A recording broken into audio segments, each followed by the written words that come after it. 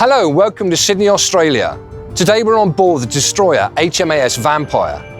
Join us today for an in-depth look at this fantastic ship. The Vampire is actually the second Vampire that was built to continue the name made famous by the V and W class destroyer.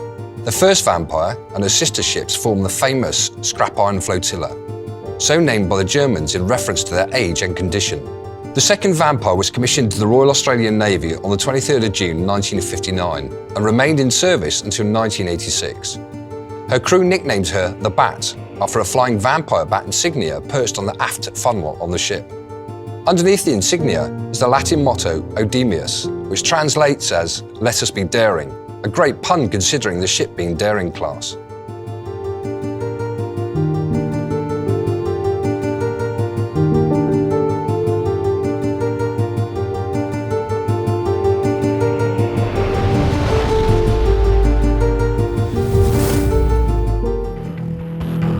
Here we are now on the bridge of the ship. Now, it was from the bridge that the big three were conducted. That is the safety of the ship, the navigation, and also the steering. Now, this actual ship, until the refit in 1970, was open and exposed to the elements. Surrounding me, you can see various controls. Taking pride of place in the center here is the ship's compass. Just to my right is the rudder indicator, and across there you can see the engine order equipment. Another thing which is really interesting up on the bridge is also the sonar equipment, of course used to actually identify submarines.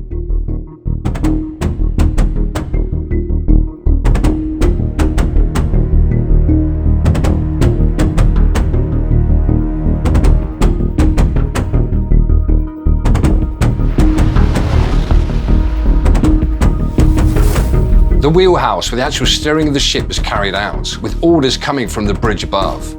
As you can see, it's an incredibly well protected environment.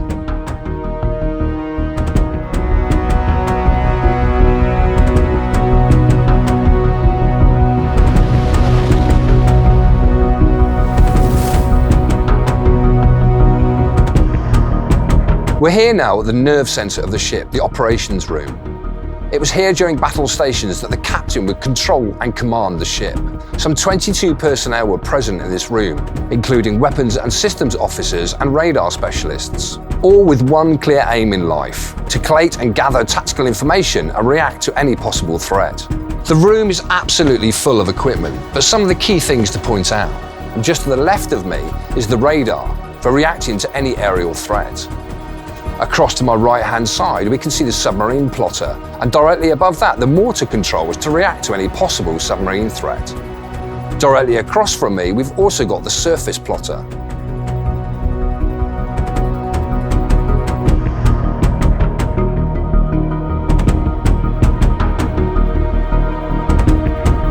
This area is where the radio operators would maintain communications with other ships around the world.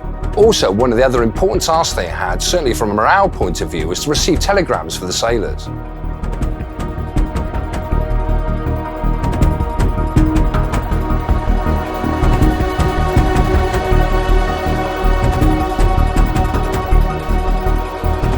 The Daring-class destroyer design evolved in Britain during the Second World War. Requirements for a new fleet destroyer for the Royal Navy saw the first of 8 ships ordered in March 1945. The Darings had a standard displacement of 2,800 tons, which increased to 3,600 tons at full load. The new ships were so far beyond accepted destroyer design that many naval authorities claimed they should be classified as light cruisers. The ship and her sisters were 120 metres long with a beam of 13 metres. Her propulsion system consisted of 2 Foster Wheeler boilers, feeding 2 English electric geared turbines, which provided 54,000 horsepower to 2 propeller shafts. Vampire could sail at over 30 knots and had a range of 3,700 nautical miles at 20 knots. Her standard ship's company consisted of 20 officers and 300 sailors, quite a number for any destroyer.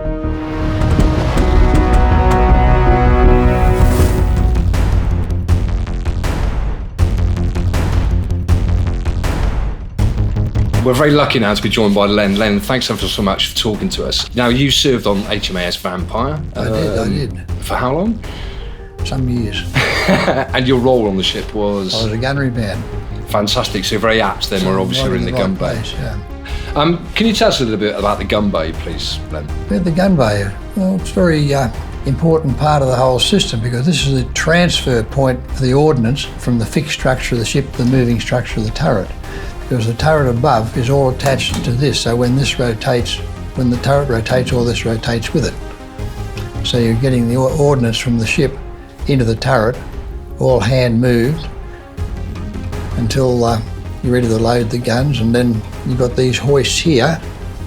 That's a hoist for the projectile to go up to the gun, and another one behind here for the propellant, which is cordite to go up to the gun. So it all has to be organised around these rings. So if you've got your back to the gun when you're taking the ordnance out of the hoist from the magazine, you turn back around, the gun's in a different position. So you have to put the ordnance the right way around. So the Navy's very good. They put a little cutout on top so you know which way to put the ordnance in, so you don't get it back to front. And we were discussing briefly earlier on about the fuses on the ammunition, various fuses used. So, for example, the one at the moment on the platform there. The one on the ready on the hoist is what's called a time mechanical. It's got a clock fuse, and you set it to so many seconds to detonate after it leaves the barrel. The other type is a direct action, which is this one, requires impact to detonate.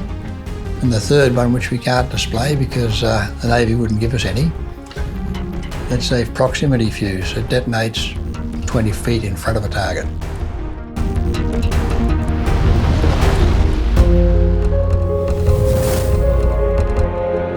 Here we are in the turret, which is the end result of what you were looking at in the gun bay, where the ordnance comes up to the turret. The propellant comes up in this hoist here, and the projectile comes up in this hoist. Two loaders are here that take the ordnance out of the hoist and put them on the loading tray, which is in front of us here. Cordite goes on first, then the shell. Once they're on, hands together and strike the rammer, which then, under hydraulic power, throws the ordnance up into the breech and shuts the breech. When the gun fires, the gun recoils, spits the empty out and recocks the rammer. Now this happens every 3.5 seconds, which is quite a bit when you consider the projectile weighs 25 kilos and the cordite weighs about 17 kilos. Inside the turret is not actually noisy for the firing. It makes a lot of noise, but the biggest amount of noise is the hydraulic motors that run everything. And when the empty goes into the bin, which is in the centre of the gun bay, that makes a lot of noise as well.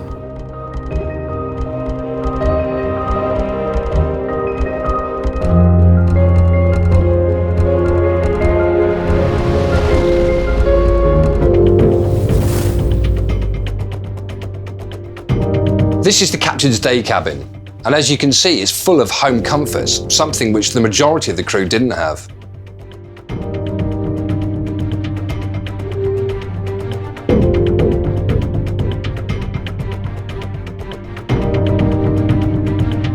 The ship's sick bay was incredibly well stocked, and of course it had to be to cover every eventuality.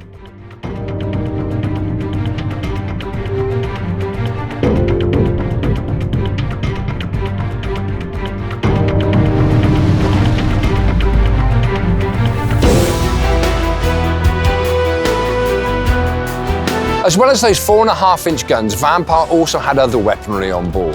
Behind me we can see the Bofors anti-aircraft gun, this particular one being the Mark V and 40mm. It was an effective gun with a maximum range of 2,500 metres and a rate of fire of 140 rounds per minute.